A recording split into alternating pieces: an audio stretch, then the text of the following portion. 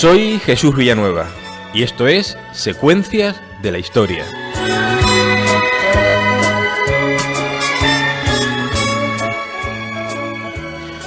Queridos amigos y amigas de Secuencias de la Historia, otro miércoles más estamos con todos ustedes en 7.7 Radio para toda Canarias.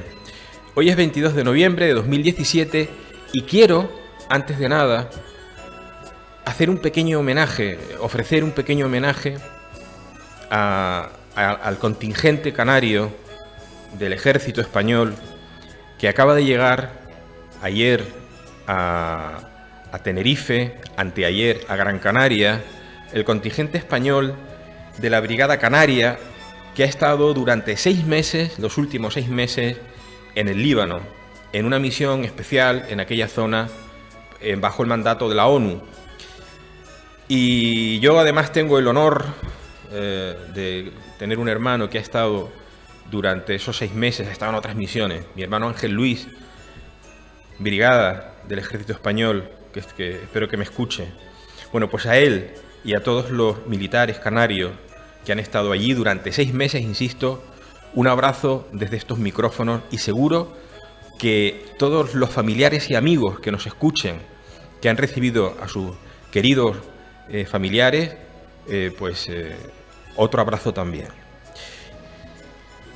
Y ahora vamos a hablar de historia, vamos a hablar de una historia que tiene mucho que ver con nosotros, porque curiosamente la historia de América, la historia del descubrimiento tiene mucho que ver con Canarias, porque por Canarias pasaron todos aquellos barcos que fueron para la América española.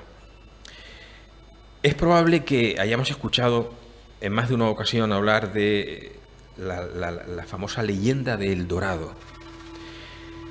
Desde luego se ha hecho cine, hoy vamos a hablar de eso, pero es una leyenda verdaderamente interesante. ¿Y qué era El Dorado?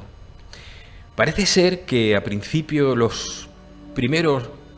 primera mitad del siglo XVI,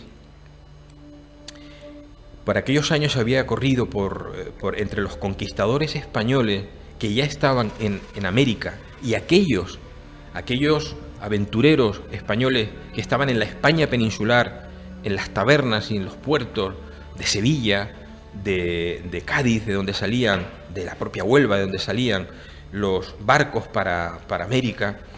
Se había escuchado hablar de una leyenda que decía que en algún lugar de lo que podía ser el virreinato de Nueva Granada, entre Colombia, Perú, había un lugar donde el oro prácticamente bullía del suelo. Decían que las casas de aquel lugar tenían los tejados de este preciado metal y que prácticamente metías la mano en la arena y sacabas pepitas de oro, en la arena de la playa, del río, de donde estuvieses en aquel sitio. Incluso se decía que un rey de una tribu de aquel lugar se embadurnaba en polvo de oro y cada noche hacía una ofrenda a sus dioses y después se bañaba, se quitaba ese polvo de oro en un lago sagrado.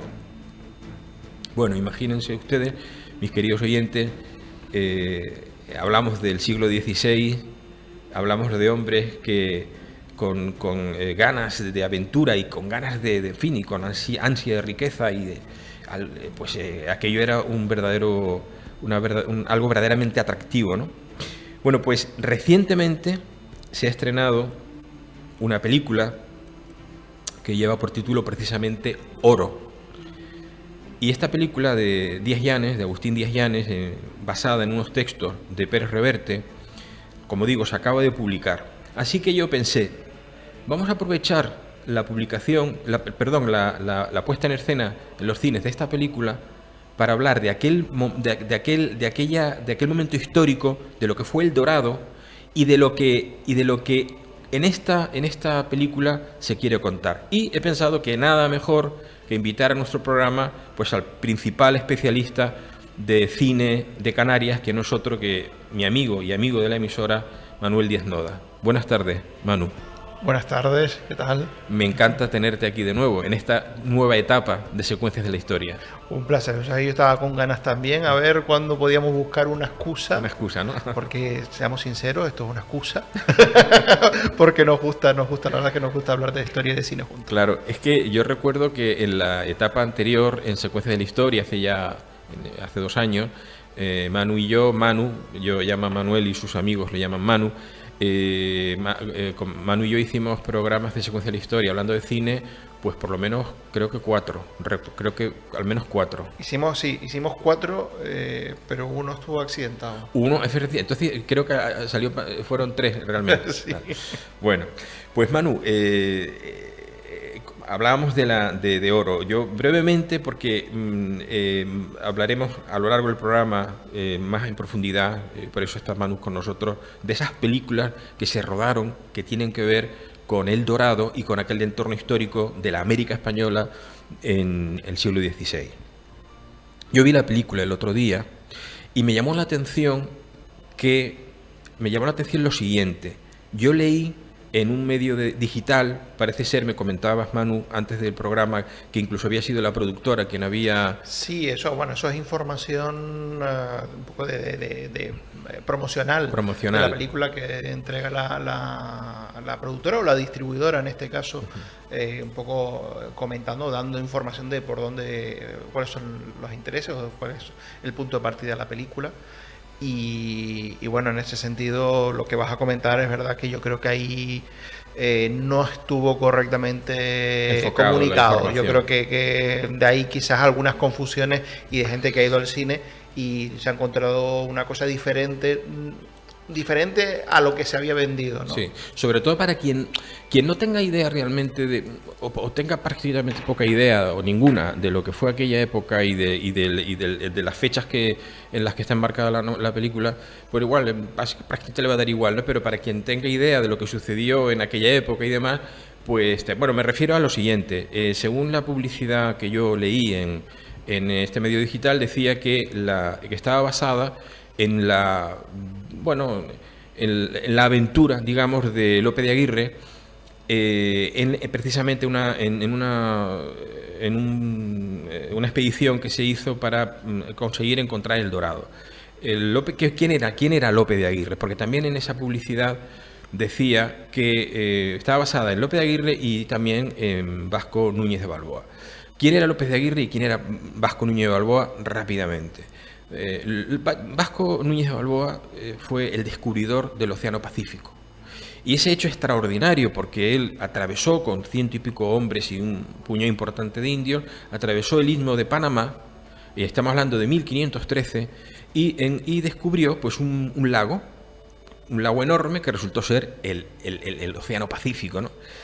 Por lo tanto, fue el primer occidental que vio el Océano Pacífico, tomó posesión, metiéndose en el agua hasta la altura de las rodillas, y clavó una bandera allí, hasta la bandera que llevaban, diciendo: tomo posesión en nombre del rey emperador Carlos I de España, ¿no?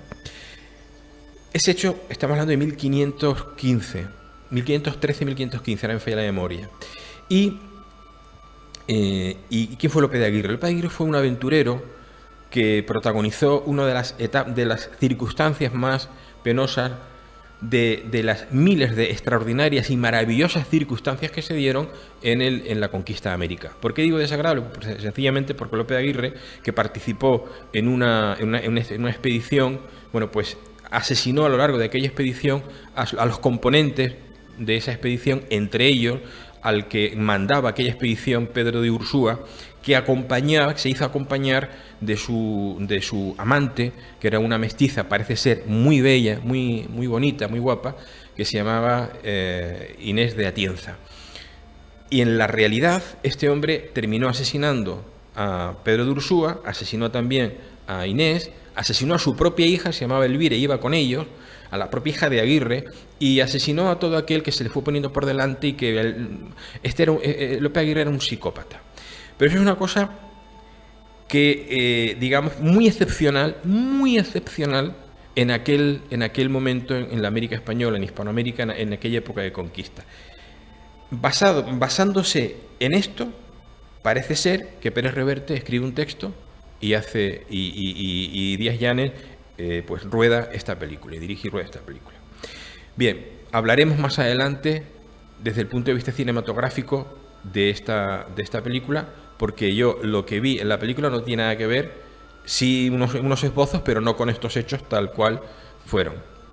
Hombre, en este sentido, y por eso decimos quizá el problema de comunicación por parte de la distribuidora, que al dar esas dos referencias históricas, Núñez de Balboa y Lope de Aguirre, claro, uno sitúa o piensa que de alguna manera esos personajes van a estar, además tú has comentado, a pesar de las diferencias temporales entre uno y otro, pues uno asume que esos personajes, o al menos Lope de Aguirre, que quizás desde un punto de vista cinematográfico es el que le han sacado más partido, pues va a estar en la historia. Realmente no, realmente la expedición, la historia que nos narra la película Oro, es una historia completamente ficticia, donde se han introducido, dentro de esa ficción, se han introducido elementos anecdóticos que pertenecen a la historia, ahí sí, real, tanto de Lope de Aguirre como de Núñez de Balboa.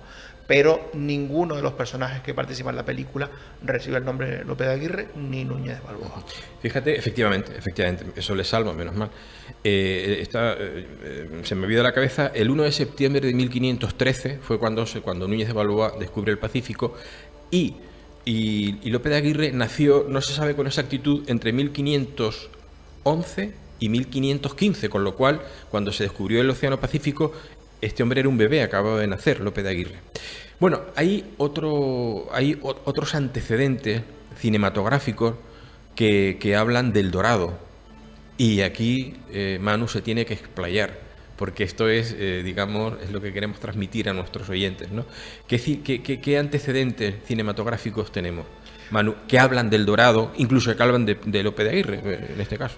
Bueno, es verdad que lo hemos comentado fuera de micrófono, que igual que lo que es lo que se ha dado a llamar la conquista por parte de los anglosajones de territorio del norte, pues sí está muy documentado y se ha ido mucho al cine, y sobre todo toda la conquista del oeste, etcétera, porque al fin y al cabo Estados Unidos ha utilizado esa parte de la historia para forjar su propia leyenda. Todo lo que es la conquista de América, todo el apartado relacionado con el Imperio Español, no ha sido, digamos, un elemento que se haya aprovechado en exceso o que haya tenido mucho eco en la historia del cine. Sí es verdad que por parte del cine español, sobre todo durante la época del franquismo, sí se hicieron muchas películas de corte propagandístico, tomando elementos de la historia y concretamente de la conquista de América. Películas como Alba de América, por ejemplo, eran películas con un fuerte peso propagandístico, utilizando eso, lo que era el Imperio Español, para también hacer la equivalencia con ese momento histórico durante el franquismo, pero posteriormente la verdad es que poco ha sido el eco que ha tenido en el cine español.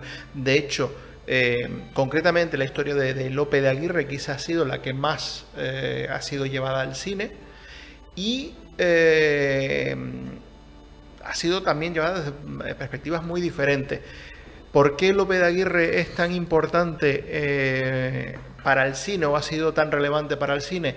Pues básicamente por una película de 1972, se titula Aguirre, la cólera de Dios, que es una película que está considerada por muchos expertos que está entre las 100 mejores películas de la historia del cine, que está considerada también como una de las principales películas de culto. Es una película que supuso la primera coincidencia de un director y un actor que fuera de la pantalla se llevaban a matar, pero es verdad que esa dupla en pantalla era prodigiosa, que era Werner Herzog y Klaus Kinski. Y también pues fue una película que por sus características, por cómo fue rodada, pues también sirvió de referente a muchos títulos posteriores. De hecho, Aguirre, la cólera de Dios, es uno de los referentes confesos de Francis Ford Coppola para Apocalypse Now. Entonces, digamos que es una película con un peso en la historia del cine importante, y de ahí que esa figura de Lope de Aguirre, pues a pesar de que no ha tenido una gran trascendencia a nivel de películas que hayan tratado su historia, sí es cierto que las que lo han hecho han tenido, yo creo que un peso importante, o sea, han hecho su hueco en la historia del cine. En el caso de Aguirre, la cólera de Dios, pues un peso importante en la historia universal del cine. Y también, digamos, otro título del que podremos hablar un poquito más dentro de un momento, que es El Dorado, que tiene también un peso muy importante en la historia de Carlos Saura, una película de 1988, que tiene también un peso importante dentro del cine español. Escuchamos un corte de la película del 72, era, ¿no? Aguirre, la cólera de Dios. Yo soy el mayor traidor. No debe haber ninguno más que yo. El que albergue siquiera el pensamiento de huir será convertido en 190 pedazos. Y sus pedazos serán después pisoteados hasta que se pueda untar con él una pared.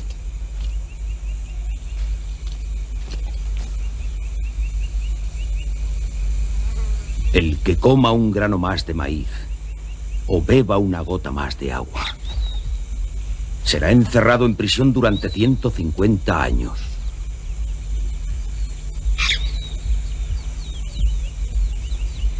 Cuando yo, Aguirre, quiero que los pájaros caigan muertos de los árboles, los pájaros caen muertos de los árboles. De Orellana. Bueno, antes de nada, quiero recordar que no me acordé al principio dos cosas importantes. Una, que Manuel Díaz Noda dirige y presenta en Días de Radio, en la radio autonómica, y que en breve, bueno, ya creo que ya, hoy haces ya... sí, empezamos el pasado miércoles, efectivamente. Un programa con nosotros, con 7.7 Radio, a las 10:35 de la mañana. Haces un programa hablando de cine. Bueno, una colaboración. Una pequeña colaboración para poder hablar un poco de los estrenos de la semana, en una parte más de actualidad. Bueno, pues que ya hoy se te habrá escuchado esta mañana. Y así que bienvenido a la casa. Muchas gracias. Casa donde se hace una radio tan maravillosa, en 7.7 Radio. Un placer, la verdad que es un placer.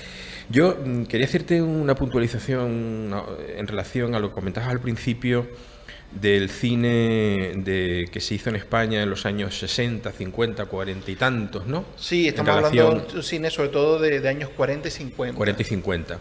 Fíjate tú que efectivamente en aquella época, como en Estados Unidos, por ejemplo, se han hecho películas sobre la Segunda Guerra Mundial que son de un empalago que no veas, que tú dices, bueno, es que los americanos eran más buenos que el carajo y tal y cual, bueno, y todo, en fin, con un excesivo empalago. Y es que, sinceramente, creo que más se acerca a la realidad en cierto sentido en cuanto a la filosofía de lo que se quería decir, lo que se quería expresar en aquellas películas, de aquellos años, a la realidad de la América española, de la conquista, que lo que estamos viendo últimamente, porque lo que últimamente estamos viendo es solamente la parte negativa, que fue probablemente un 5 o un 6% de las cosas que pasaban en aquel vasto territorio, porque si no, hubiera sido imposible que se hiciesen carreteras, hablo del siglo XVI, del XVII, incluso del finales del XV, ¿no? Y del XVIII, kilómetros y kilómetros de carretera a lo largo de toda la América española, escuelas, universidades, hospitales, ciudades enteras extraordinarias que hoy se mantienen en pie.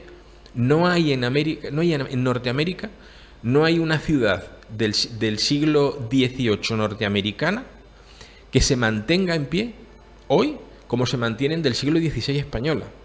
Claro, todo esto, por eso yo en ese sentido creo, y ahora profundizaremos después, más tarde, en Oro, pero es que estamos hablando de que se saca a colación, se habla en estas últimas películas españolas sobre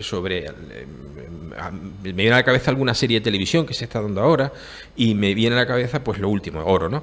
Digamos que se expone en estas películas una parte extremadamente violenta, extremadamente negativa. Todo es malo, todos son malos, todos son asesinos. Claro, eso es lo que a mí me cabrea muchísimo, porque eso no fue así, ¿no? Hombre, yo lo de las películas de los años 40 y 50 lo decía sobre todo, pues por ejemplo también, y también lo comentábamos antes del programa, como pasó con el western en Estados Unidos, ¿no? En el sentido de la forma en la que se refleja, se pone en escena esa historia donde todos los ropajes están perfectamente planchados, donde todos los actores están perfectamente limpios, maquillados. Y los indios son más malos que nadie, y los apaches son unos criminales. Pero aún así están limpios. Sí, también. Están bien peinados. Entonces, digamos, en ese nivel un poco también de artificio que lo tenía ese cine español de los años 40 y 50, que era un cine también que sus actores, sus directores, todas las personas que participaban en ese cine, era también por cuestiones históricas, procedían del mundo del teatro, y todos tenían también una dicción perfecta, sí. Los textos eran textos muy literarios. Entonces, todo eso, digamos que genera una imagen que en aquel momento funcionaba perfectamente, pero que en un momento determinado también a nivel de público, igual que pasó con el western, pues acaba resultando artificioso y cada vez pues menos verosímil. No por lo que cuenta, sino por la manera en la que lo cuenta. De ahí saltamos al extremo contrario, que es precisamente lo que comentabas tú, ¿no? De repente, ahora lo que se impone es la visión del antihéroe, de personajes de moral absolutamente corrupta, con unos ropajes que supuestamente por ir con la ropa sucia y hecha jirones, pues lo entendemos ahora como que es más realista que ir con la ropita planchada, que eso sí, los personajes masculinos sin afeitar, sin lavar, con el pelo absolutamente alborotado, como digamos reflejo completamente contrario a esa imagen idílica del cine de los años 40 y 50. Particularmente yo creo que bueno, todos, aunque sí es verdad que podemos hacer una lectura ideológica detrás de eso, también yo creo que es por una cuestión también de estéticas y modas de los cines sí. de cada momento. De todas maneras, a ver, en ese sentido, yo sinceramente creo que detrás, porque una cosa es la estética y otra cosa es el mensaje, ¿no? Yo, hablando por ejemplo de Aguirre, la ira de Dios, comentamos antes del programa, tomando un café, que la indumentaria, por ejemplo, de los indios, pues es disparatada. O sea, eso no tiene nada que ver con la indumentaria de aquella época, ¿no? Es mucho más reciente, pero muchísimo, de este siglo, ¿no? Pero yo creo que detrás de las películas que últimamente se están haciendo en España, hablo, con respecto a todo lo que tenga que ver con la conquista de América, todo lo que tenga que ver, hay detrás un componente ideológico excesivamente marcado, porque es reiterado la imagen del español desquiciado, agresivo a más no poder, y además cruel, sobre todo con los indios. Eso es lo que yo he visto últimamente por ejemplo, me viene a la cabeza alguna serie de televisión que se está dando ahora, sobre, no me acuerdo cómo se llama, creo que es de Movistar, la productora creo que es Movistar, y es una especie de serie documental, película documental, en la que se habla de los primeros años a partir de la llegada de Colón a América en 1492. Bueno, pues y es una consecución permanente de imágenes, de acciones, de circunstancias que tienen que ver con la violencia extrema. O sea, todo es que no hubiera durado el avance español en América 3 meses, pues hubieran matado ya a todos, ¿no? Pasa que, bueno, estamos hablando de algo que no es, digamos, un fenómeno exclusivo del cine español. Es un fenómeno que abarca en ese sentido cinematografías de otros países que también, digamos, que el en enfoque, relación a esta época, dices tú.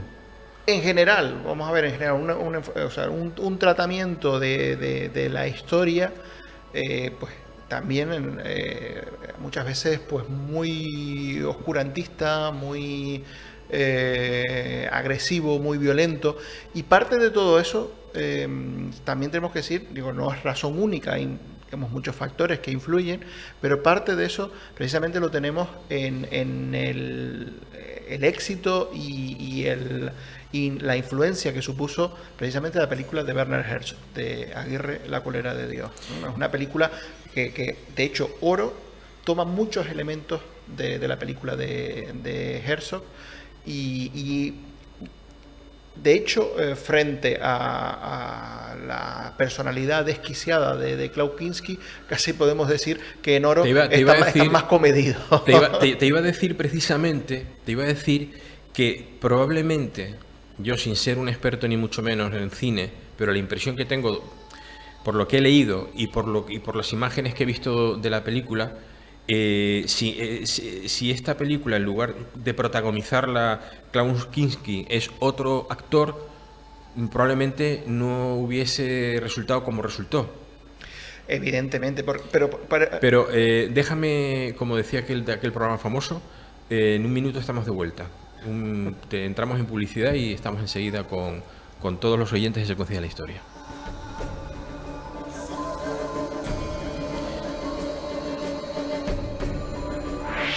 Opinión, entrevistas, actualidad, información, deportes, música. 7.7 Radio.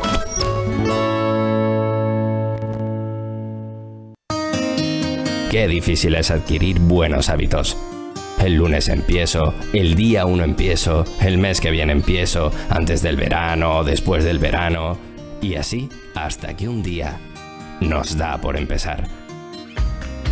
Y luego nos sienta tan bien que pensamos, qué bien sienta, cuánto beneficio, qué bueno, tenía que haber empezado antes.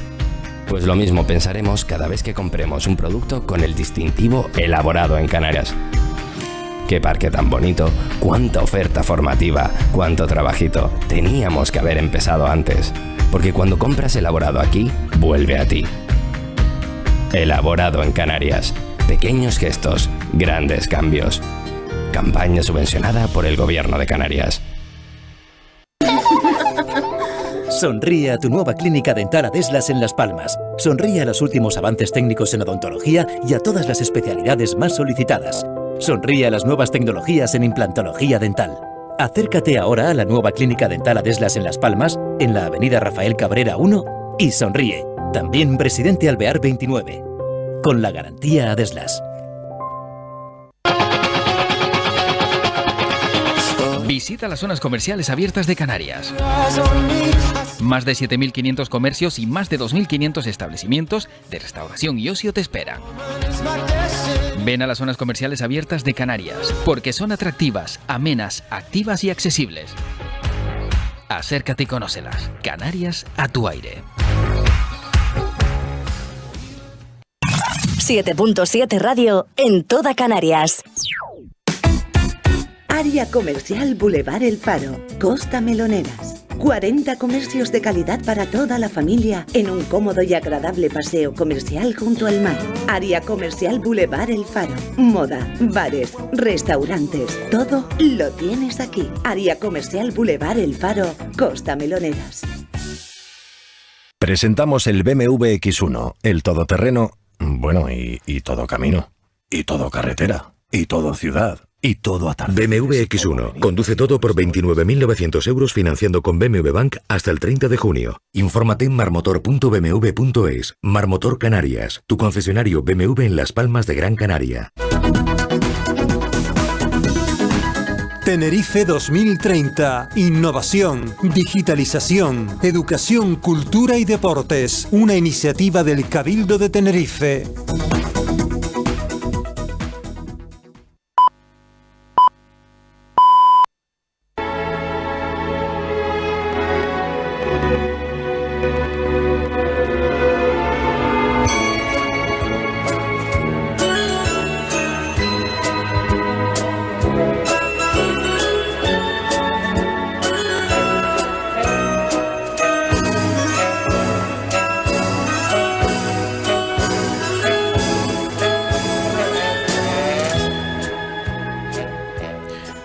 Amigos y amigas de Secuencias de la Historia en 7.7 Radio.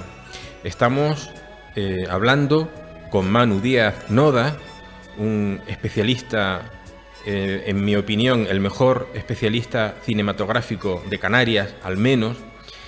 Y estamos hablando con él del cine que se ha hecho últimamente, no en toda la historia del cine, pero últimamente, en relación al famoso... a la famosa leyenda de El Dorado. Y nos quedamos, Manu, precisamente hablando. Yo te preguntaba antes de entrar en la publicidad, te decía que desde mi punto de vista, probablemente sin la actuación de Klaus Kinski como protagonista de Aguirre, La ira de Dios, la película hubiera sido otra, no hubiera sido exactamente esta. Muy probablemente no se hubiese hecho la película. Por lo raro que era este tío, vamos. Por una cuestión, hay que contextualizar determinadas cosas. Por de pronto, a su director, a Werner Herzog, realmente lo que es el hecho histórico no le interesaba en absoluto. A él lo que le fascinó, él leyó en un libro de grandes exploradores, leyó una breve reseña sobre la historia de Lope de Aguirre. Y perdóname que te haga un paréntesis y que te interrumpa, Manu. Fíjate tú, fíjate, Lope de Aguirre no descubrió ni un metro cuadrado en una playa en no sé dónde. O sea, no descubrió absolutamente nada. Fue simplemente un aventurero que salió malo. Porque fue, como ya hemos dicho anteriormente, un tipo, un mal bicho. Pero que no tiene nada que ver con lo que fueron los conquistadores españoles. Y precisamente sobre este individuo se hace una película. Bueno, se han hecho 2 y 3 si contamos digamos que ha sido inspiración para algunas acciones de oro. Pero realmente, como digo, Werner Herzog se encontró con la figura de Lope de Aguirre en este libro, que no era un libro sobre Lope de Aguirre, no era un libro sobre la búsqueda del Dorado, ni mucho menos. Tampoco profundizó mucho más, sino que a partir de ahí le inspiró la historia, un guión que escribió en 2 días y medio. Y después se acordó, porque a él realmente lo que le fascinaba, lo que le llamaba la atención era esa imagen que se generó en su cabeza de Lope de Aguirre como un personaje absolutamente desquiciado. De hecho lo era. Y eso fue lo que quiso él llevar a la pantalla. Y puestos a llevar ese personaje a la pantalla, se acordó de un actor que había conocido, que era un actor en su forma de ser real, absolutamente histriónico, que era Klaus Kinski. Y su primera opción para Aguirre, la cólera de Dios, era que fuera Klaus Kinski el protagonista. De hecho, la personalidad de Klaus Kinski fue tremendamente conflictiva durante el rodaje. Y fue tan conflictiva, Manu, que me gustaría que nuestros oyentes escucharan esa anécdota que tú me contaste, en la que precisamente digamos lo desquiciado y por los problemas que estaba ocasionando en el rodaje Klaus Kinski, lo que le dijo el líder de los indígenas que estaban participando en la película, de los actores. Sí, hubo un momento que digamos que un grupo de actores indígenas que habían sido escogidos para ya estaban tan hartos de él que se acercaron al director y le dijeron: lo hemos hablado entre nosotros y si usted quiere lo matamos. Claro, es que vamos a ver, el indigenismo no es tan idílico, no es Pocahontas. Es decir, el concepto que bueno, pues en un momento determinado pueden tener de la vida ajena y demás es muy particular, ¿no? Pues yo estoy seguro que si en aquella selva, porque claro, Oro se ha rodado, que ahora hablaremos de eso, aquí en Tenerife, en los montes de Anaga.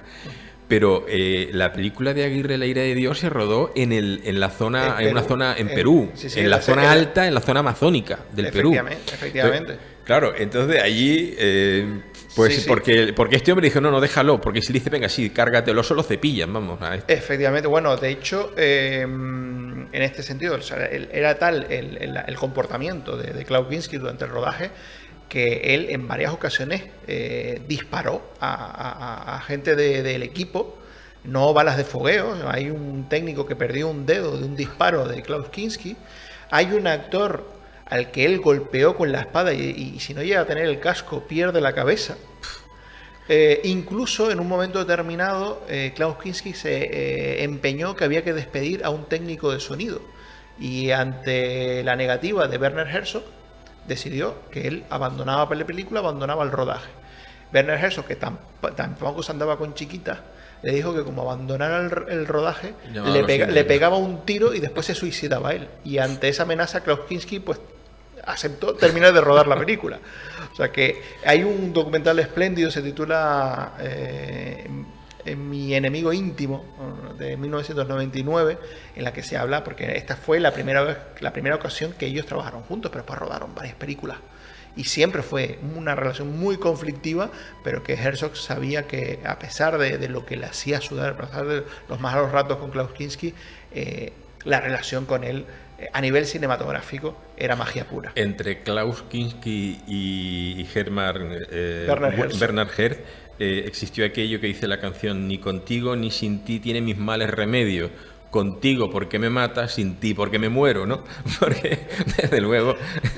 Efectivamente. Pero fíjate, Manu, qué cosas más interesantes en las trastiendas, ¿no? de los rodajes, ¿no? Suceden cosas que vamos... Por ejemplo, lo que decías de los vestuarios, ellos apenas tenían presupuesto, no había dinero para vestuario, y los indígenas que salen son indígenas auténticos con su propia ropa. Claro, con la ropa del momento del siglo XX. Las barcas que utilizan en la película son las barcas del pueblo de los indígenas que contrataron para la película. O sea, que en ese sentido, de hecho, hubo un accidente, una de las barcas volcó y el propio Herzog aprovechó eso, claro, y lo introdujo en la película. Sí, claro. Ellos se adentraron en la selva amazónica y digamos que los sufrimientos que pasan sus personajes los pasaron ellos también, porque ellos hicieron una verdadera exploración, adentrándose en la selva y teniendo que abrirse camino. Hablamos de Saura. Sí, porque en ese sentido Carlos Saura hizo un enfoque completamente diferente. El Dorado, como decíamos, una película de 1988, una película que en su momento fue la película más cara de la historia del cine español. Se hizo una gran inversión, una película que en principio iba a suponer el arranque de una serie de producciones pensadas de cara a la celebración del 5º centenario, que al final pues se hizo El Dorado y después se hicieron las dos películas ya en el 92 se hicieron las dos películas de 1492, La Conquista del Paraíso, y Cristóbal Colón, El Descubrimiento, pero fueron las dos películas que hablaron pues el descubrimiento de América para celebrar el 5º centenario. Pero El Dorado fue una película que costó muchísimo, se hizo una gran inversión. Carlos Saura sí, al contrario que Herzog, sí se documentó a nivel histórico todos los vestuarios, etcétera. Hubo un gran trabajo detrás de toda la parte artística. ¿No había una actriz jovencita que me imagino que haría de Inés Atienza, no creo que hiciese, pero hubo en esa película una actriz joven española que, digamos, que se catapultó o se hizo... Hombre, en este caso no, porque es verdad que fue la película más cara. Estoy confundido yo con otra película que después fue un fracaso en taquilla. Fue una película que tuvo 9 candidaturas a los Goya, no ganó ninguno. A nivel internacional, pues sí es verdad que pasó por algunos festivales, pero no tuvo mucho impacto. Pero sí es verdad que lo que ha quedado para la historia es, pues, por un lado, ese interés historicista de Carlos Saura. De hecho, lo que comentabas al principio del programa, esa leyenda de embadurnarse en oro y entrar en el lago, como sale en la película, es el arranque de la película. Y digamos que su visión es una visión mucho más atemperada frente a la de Werner Herzog. Escuchamos un fragmento de la película El Dorado de Saura. De Orellana recorrió este río hasta su desembocadura en el mar.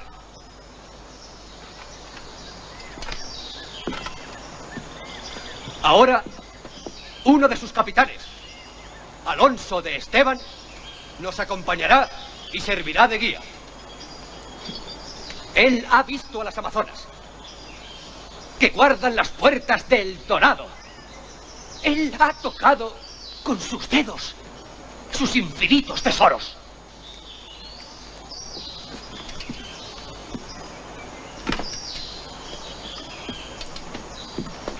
Con nosotros vienen también los indios brasiles que han remontado los grandes ríos.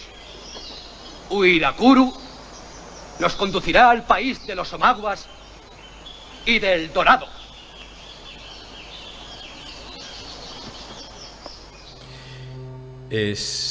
Fíjate, me ha venido a la cabeza una circunstancia que quiero comentar.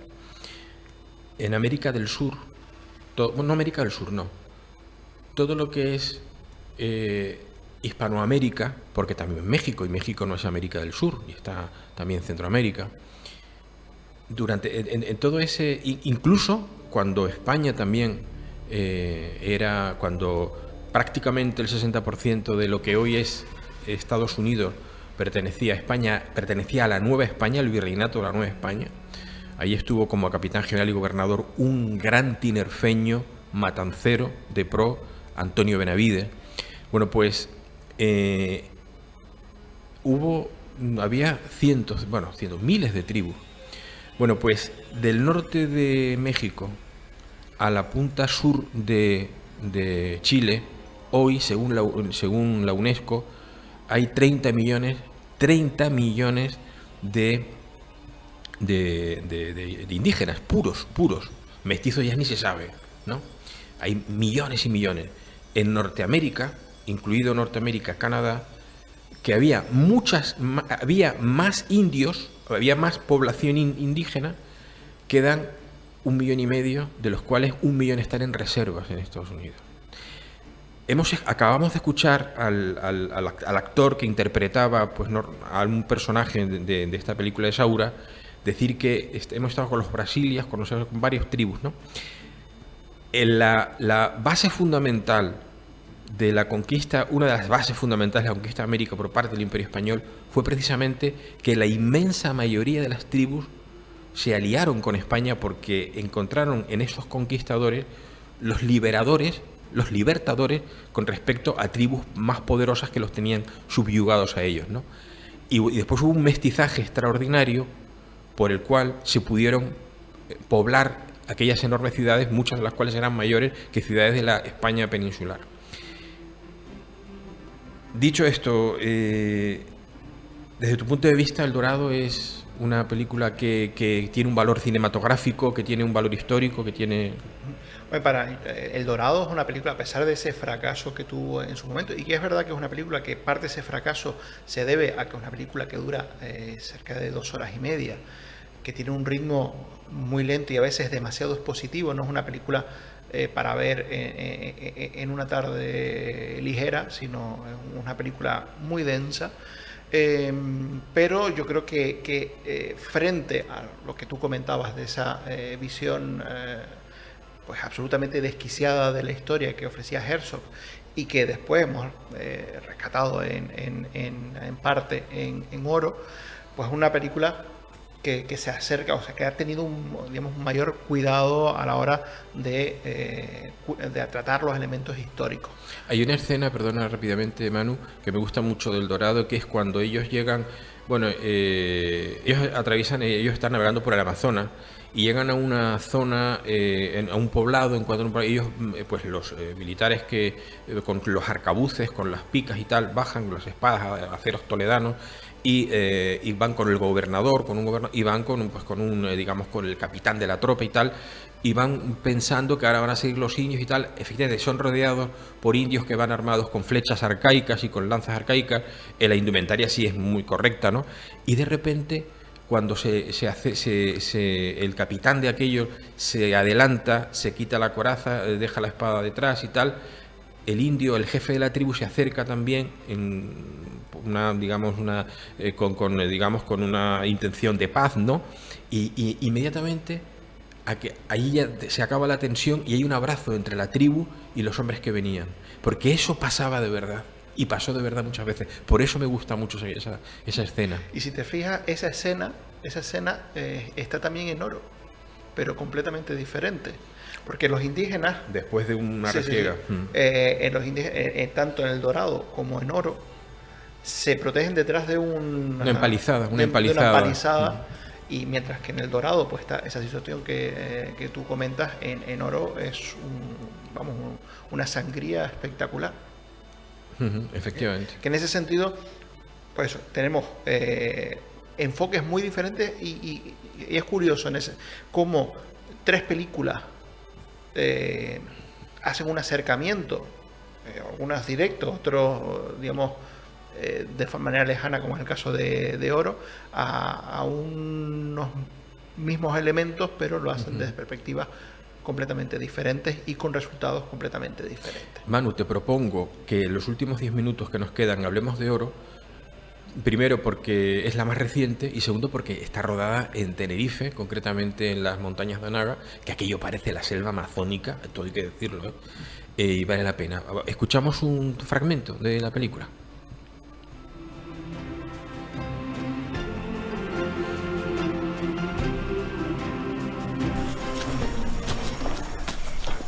Tú, tengo 2 cosas que decirte. Te escucho. La primera, que yo, Juan de Gorriamendi, soy un soldado que busca oro. ¿Como yo? Nah, tú peleas como un soldado, pero no piensas como nosotros. Ni buscas lo que ellos buscan. ¿Y qué busco, si puede saberse? Buscas fama y fortuna. Creía que todos buscábamos fama y fortuna, incluido vos. Yo busco oro. Y el oro y la fama no siempre casan bien.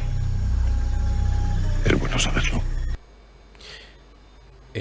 A mí yo voy a, digamos que a ser claro en un aspecto, que es un minuto, y es que a mí el enfoque histórico de la película no me gustó absolutamente nada. Y voy a hablar de 2 detalles. Por un lado, allí todos tenían un problema con el otro, todos, y además se ven unas rencillas regionales que no existían, que si uno era aragonés, que si el otro era navarro, que si el otro era andaluz, no era lo habitual.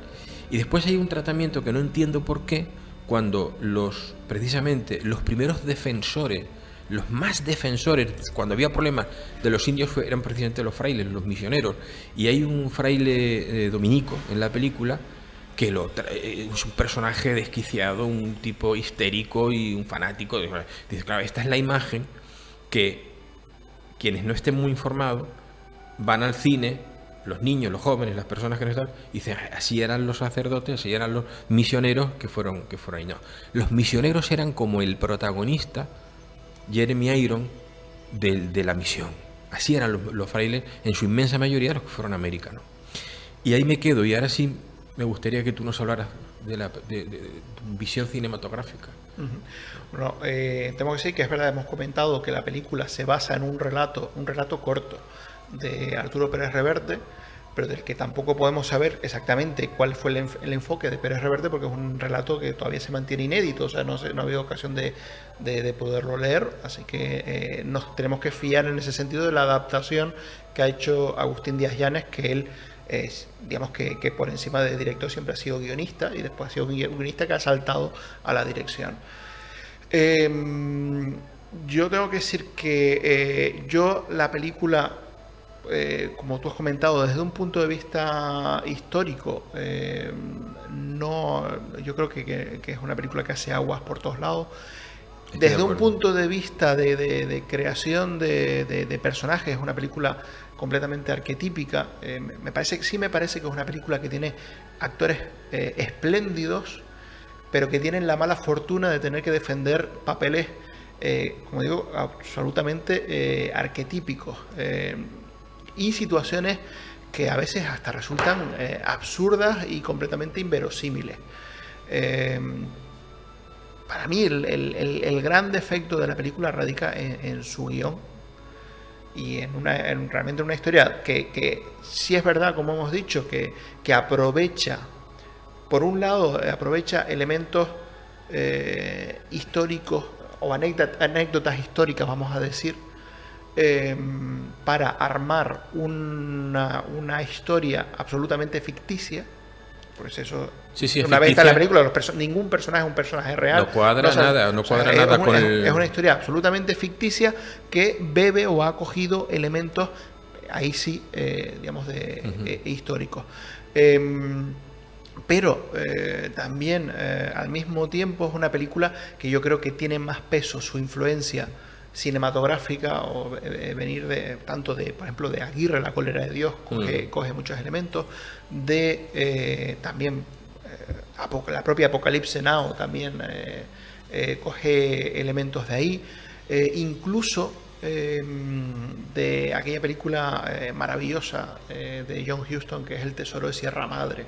Creo que esa visión de unos protagonistas, digamos, absolutamente dominados por la fiebre del oro, por la ambición de conseguir el oro, es lo que marca un poco el devenir de los personajes, más allá de una coherencia histórica o en este caso una coherencia argumental. Como digo, sí, a nivel de ambientación, sí me parece una película con una buena ambientación. Como dices tú, esas cumbres de Anaga que perfectamente te dejan llevar por la selva amazónica. Es decir, fíjate tú, desde luego Canarias debería explotar esto, porque imagínate tú llevar unos actores al Amazonas y rodar una película allí, o sea, sin problema. Eso fue lo que le pasó a Werner Herzog. Claro, pues y entre eso estaba un loco desquiciado que pegaba tiros a la gente. Claro, te vienes aquí que tienes a 30 minutos el hotel en la laguna, cojonudo, claro, no tiene nada que ver.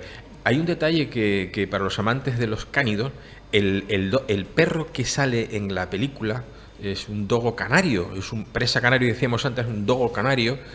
No era el que fue a América, pero sí se llevaron algunos alanos, que te comentaba antes, y es que el alano es uno de los orígenes del presa canario, del dogo canario, ¿no?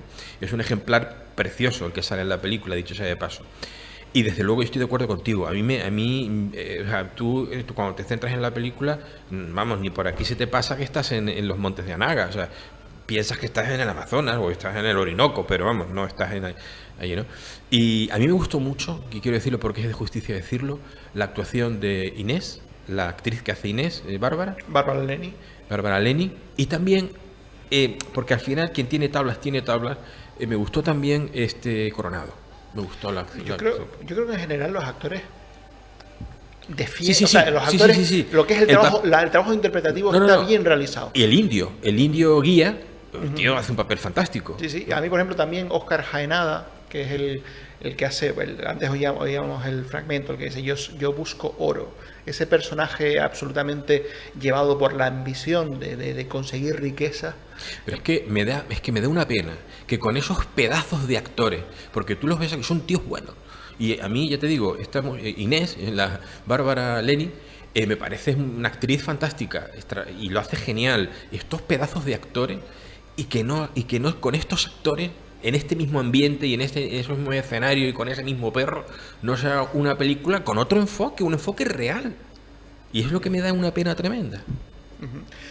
Bueno, en ese sentido, pues bueno, ha sido una película que de todos modos hay que decir que la crítica en general ha sido, digamos, no negativa, pero sí pues ha subrayado precisamente eso, ¿no?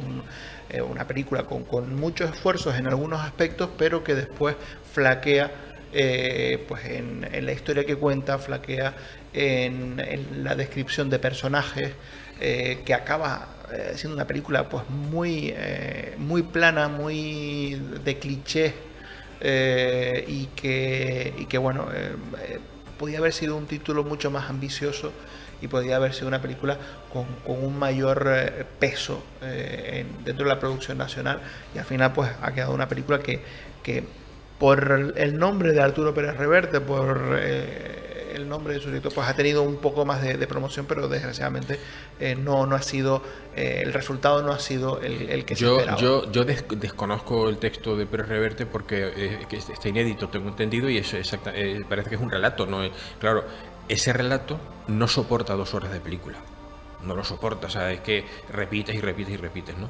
Tú, desde tu punto de vista, mojándote, ¿qué valoración harías de esta valoración? Me refiero del 1 al 10, cinematográficamente hablando, ¿cómo la valorarías? Hombre, desde un punto de vista cinematográfico de todo, y valorando todo, no se puede salir de un... Yo sí le doy un aprobado, y no un aprobado raspadito, sino por poner cifra entre un 5,5 y un 6 me podría quedar. Tú eres demasiado bueno. Hombre, entre otras cosas también, porque sí es verdad que pese a los fallos, hace un año aproximadamente, también tuvimos ocasión de comentarlo en privado tú y yo, pues nos encontramos con otra película que era Los últimos de Filipinas. Sí, 1898, Los últimos de Filipinas. Efectivamente, que básicamente nos encontramos con la misma situación, una película... Exactamente el mismo enfoque. Pero a nivel cinematográfico, Oro me parece una película superior en cuanto a puesta en escena, en cuanto a trabajo actoral, en cuanto a muchísimas cosas. Yo, Los últimos de Filipinas, sí le daba un suspenso rotundo. La diferencia entre Los últimos de Filipinas, 1898, Los últimos de Filipinas y Oro, es que Oro se enmarca en una circunstancia ficticia dentro de un entorno histórico que es apenas nada, no significa nada en la historia de la hispanidad y del Nuevo Mundo y de la América Española, no significa nada. Sin embargo, Los últimos de Filipinas sí fue un hecho histórico muy importante donde unos héroes españoles verdaderamente alcanzaron una gesta que ha pasado a la historia, como precisamente por eso Los últimos de Filipinas, ¿no? Y tienen el reconocimiento. Hoy por hoy se celebra aquella fecha y hoy por hoy las autoridades filipinas celebran y reconocen, y de hecho cuando salieron de allí de aquella iglesia en aquel pueblo de una, no me acuerdo cómo se llama la isla, fueron digamos que bueno, se les hizo dos filas de soldados, se rindieron honores los tagalos que había allí, los indios tagalos, que eran el ejército filipino, y se consideró aquello una gesta, como te digo, ¿no? Y a mí aquello me pareció más doloroso todavía, porque el planteamiento en aquella película, que ya lo comentamos, fue penoso en relación a la historia. Y no solo ahí, sino a nivel cinematográfico incluso también era una película que perdía por todos lados. Los actores estaban mal dirigidos, la ambientación quedaba muy artificial, muy decorado, ¿no? Al contrario que esto que realmente estamos hablando. Claro. Porque aquí en decoración se han gastado 4 perras, porque árboles y selva había grandes. Entonces, en ese sentido, pues bueno, sí considero que Oro ahí es una película con una serie de valores cinematográficos que salvan algunas flaquezas, pero que de ahí... 8 millones de euros de presupuesto, tela, dinero para hacer una película en fin. Manu, tenemos que dejarlo porque ya nos tenemos que ir. Ha sido un placer tenerte con nosotros en Secuencias de la Historia, en 7.7 Radio para toda Canarias. Repetiremos, porque por mí será un placer repetir contigo un programa en el que fusionemos cine e historia. Y muchísimas gracias por estar con nosotros. Muchísimas gracias por la invitación, y ha sido de luego un disfrute hablar contigo de cine e historia. Te digo lo mismo, ha sido un placer esta hora compartirla contigo, cinematográfica y radiofónicamente hablando. ¿Qué te parece? Magnífico. Bueno, queridos amigos de Secuencias de la Historia, se nos ha pasado la hora volando.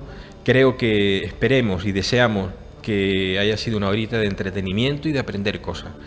Nos veremos, más bien nos escucharemos dentro de una semana en 7.7 Radio, en Secuencia de la Historia. Un abrazo a todos.